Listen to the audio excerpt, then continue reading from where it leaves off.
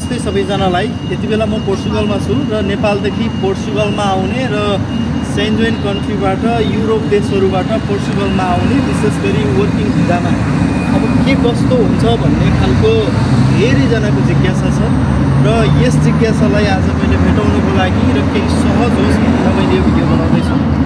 र पहिलो कुरा, पोर्चुगल आउनुभन्दा पहिला एकदमै सही कुरा हो, पोर्चुगलको बारेमा जानकारी लिन एकदमै आवश्यक छ र मैले योभन्दा पछाडिको भिडियोमा पनि भनिसकेको छु थोरै केही कुराहरू र यो भिडियोमा पनि भन्नेछु।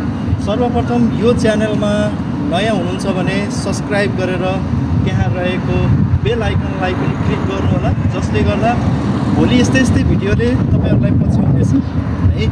र अब पोर्चुगलको बारेमा भन्नुपर्दा अहिले हालचालै सुरु भएको डी भिजाको बारेमा भनेको धेरै रिक्वायरमेन्टहरू छन्। जस्तो जो पाए त्यसैले कम्पनीले, जुन पाए त्यही कम्पनीले एउटा सानो कम्पनीले गर्न पाउँदैन। यसमा विभिन्न क्राइटेरिया छन्। यसको मतलब ठुलो कम्पनीले मात्र यो D1 प्रोसेस गर्न पाउँछ। तर D1 प्रोसेस पहिलाको केसमा भने नर्मली ठिकै कम्पनीले पनि गरेको केसहरू धेरै छ। र अब पहिलो कुरा गरौँ नेपालबाट पोर्चुगल आउने कुरा है त।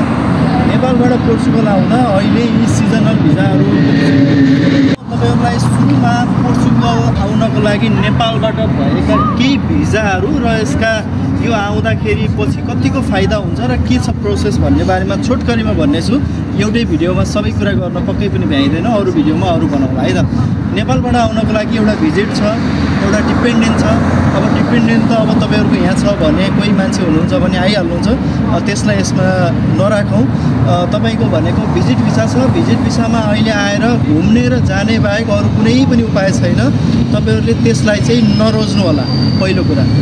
र डिपेन्डेन्ट भनेको मैले भनिहालेँ। र त्यसपछि अर्को भनेको वर्क भिजा। वर्क भिजामा आउन सक्नुभयो भने अहिले छ कार्ड बनाउने डेट पनि उहीँबाट दिएर पठाउँछ।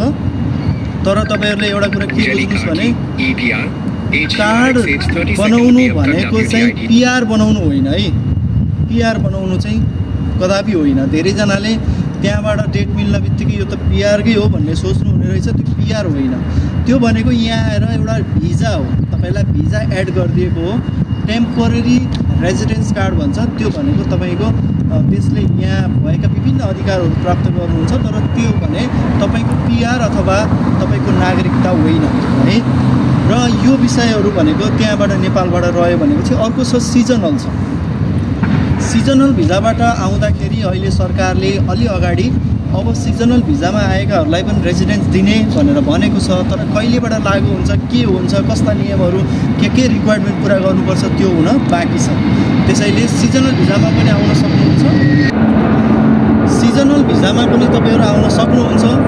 तर सिजनल भिजामा आइसकेपछि के हो, सिजनलको अर्थ के हो? कुनै एउटा सिजनमा काम गर्ने अथवा कुनै दुईवटा सिजनमा काम गर्ने हो, यो हो नि त होइन।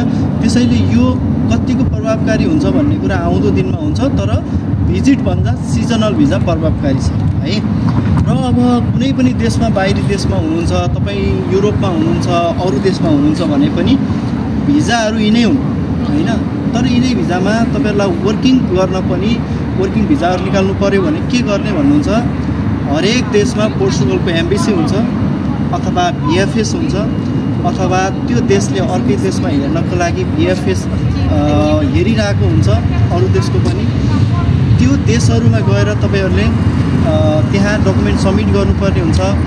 अपोइन्टमेन्टहरू लिएर त्यो देशबाट अप्लाई गरेर त्यो देशको कतिपय देशमा NOC लिनुपर्ने हुन्छ, नो अब्जेक्सन लेटर लिनुपर्ने हुन्छ। त्यो नो अब्जेक्सन लेटर लिइसकेपछि तपाईँले पोर्चुगलको लागि भिजा अप्लाई गर्न आउन सक्नुहुन्छ है। यो युरोपियन युनियनमा हुनुहुन्छ भने चाहिँ केही सस्तो लिन्छन् चार्जहरू चाहिँ। तर यो चाहिँ एजेन्ट। अब कुन एजेन्ट राम्रो भन्नुहुन्छ?